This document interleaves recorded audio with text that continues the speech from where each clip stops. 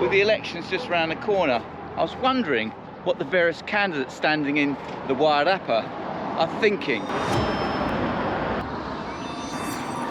Time to put some questions to them. Are you able to give me a yes, no answer? Am I able to give you a yes or no answer? It'll depend on the question. Is that a yes or a no? Yes, I can. Do you support the lowering of the voting age to 16? No. Do you support more solar and wind farms in the region? Yes, I do, but on the proviso that certain conditions must be met. Do you see a connection between the extreme weather events and climate change? Yes. Do you support a ute tax to help meet climate commitments? No. Would you consider a wealth tax? No. Do you support keeping New Zealand genetically modified free? No, because it's a tool that could help us combat climate challenges. What will you do about the lack of medical professionals in this area? First thing we need to do is get the immigration settings adjusted immediately.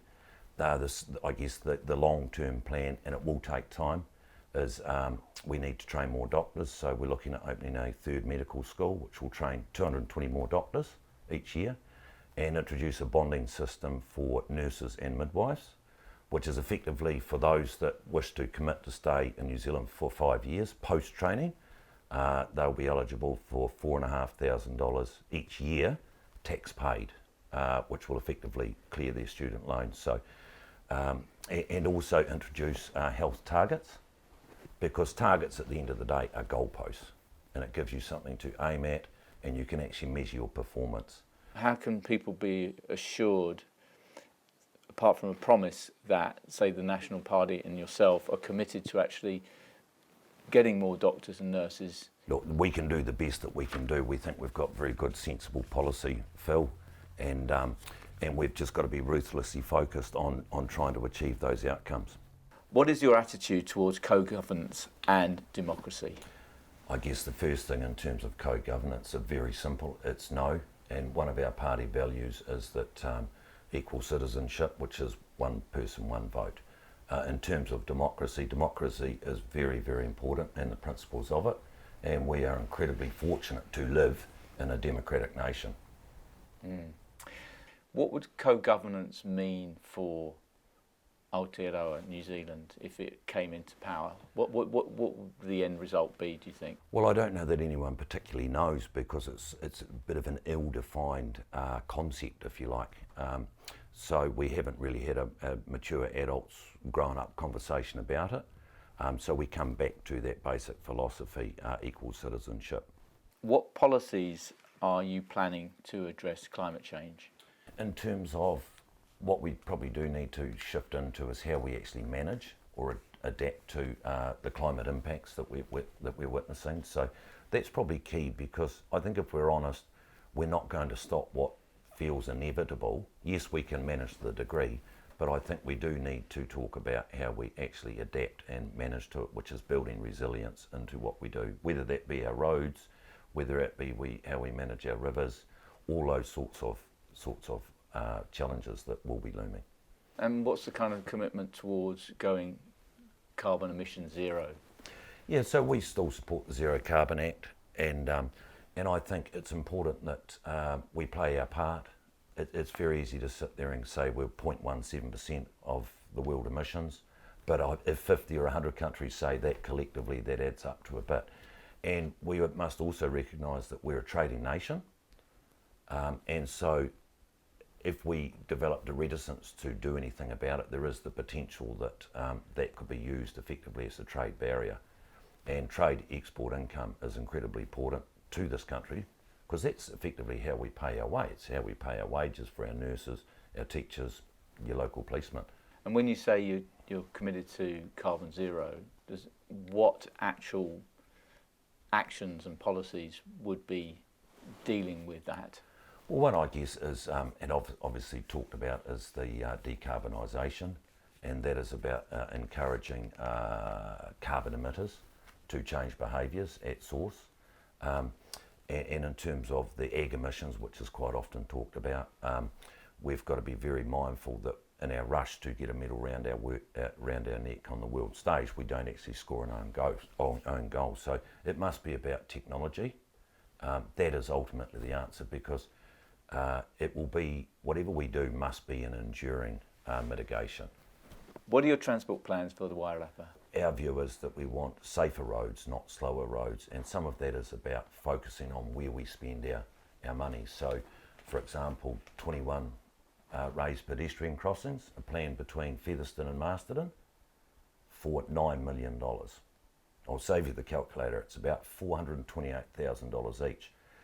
And yet, so we've got a raised speed bump, we've got upside down ones north of Dannyburg where people are actually breaking their axles in the car. And so that is far more dangerous on our roads. So will you instruct NZTA to reinstate the 100 kilometre per hour route between Featherston and Masterton?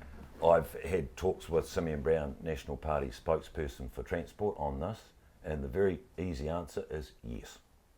Surely keeping the roads at 80 would mean that there was less room for driver error, and also the accidents that did happen at 80 are obviously going to be less dangerous than the ones at 100. Yeah, and look, I won't dispute that, but there's also, you could make a case, if we want no accidents and no fatalities, should we just ban cars completely? And so that is about getting the balance right. And it's interesting, I say the statistics don't match the narrative. I think it is the top 3 incidents or causes is left into tree, left into fence, and left off the side of the road. And I think, on a personal note, I think the most worrying thing, and obviously I'm out and about in the car a lot, is the number of people I see that I drive past and they are literally looking down, and it's like, you're on your phone. How do you plan to deal with financial inequality within society? The comment I would make, there's no doubt that it's got very challenging for a lot of people now, and it's actually got very real, very quick. And that's actually right across all of society, whether it's in people's households or their businesses. In terms of what we need to do primarily is try and reduce the cost of inflation, because that is one of the main drivers of the cost pressures, and that is, as a government, to show some real fiscal discipline in terms of managing our expenditure, and that is needs versus wants.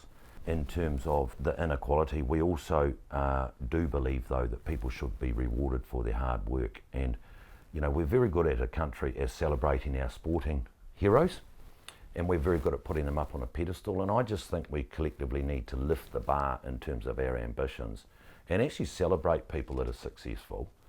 And they should be aspirational people for, you know, our children. I just think that's what we do need to focus on, rewarding people for their hard work, because ultimately that's what this country's been built on the backs of people that have gone and done stuff. What actions will you be taking to limit crime? We're looking at implementing a serious youth offender category. It's sort of that age group, 11 to 17 year olds, that sort of fall through the cracks a little bit, and quite often they will be brought in through the front door and they go out the back window and just recycle again and again. The serious youth offender category is for those young adults that have committed serious misdemeanours. They will be taken away from their environment, and we do say that you are quite often the product of the environment that you are living in, and it's not primarily to punish them, it's about having another opportunity to have some positive intervention to change the course of travel. Are we talking about like correction facilities like boot camps? Yeah, it's called a boot camp, but look, as I say, it's not primarily to punish them. It's about having removing them from the environment and having the ability to try and intervene in a positive way to change that direction of travel. Have these actually worked in the past, and what will be different about these ones? And why haven't we had them up to now? Yeah, look, there has been an opportunity. They have been tried before. Look, I can't tell you how successful they were or won't, but what I would come back to is what we're doing now is not working. We've got a 551% increase in RAM rates, and it's like, that's not acceptable. And so we also have a view that everybody has rights, but with rights come responsibilities, and therefore there must be consequences. How long would these youth offenders be? For up to 12 months. up to 12 months Yes. in a facility, and would they be allowed to leave the facility, or are they just stuck there? How does it work out? And look, that's a level of detail that I'm not over. This is probably more high level stuff in terms of where our policy is looking. So look, I couldn't talk about that. I guess logically you would think if there's some material improvement, it may be shorter.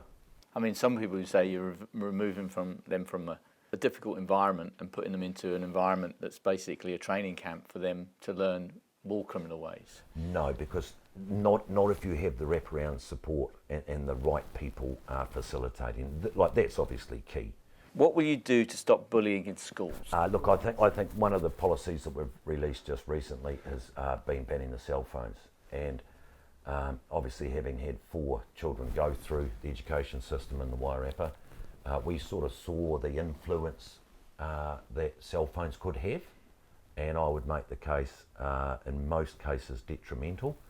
And we know the schools that have implemented a cell phone ban have seen a phenomenal turnaround in terms of behaviour and interaction, and also student achievement. And there's actually been a UN report released fairly recently. It's about a 6.5% increase in educational achievement.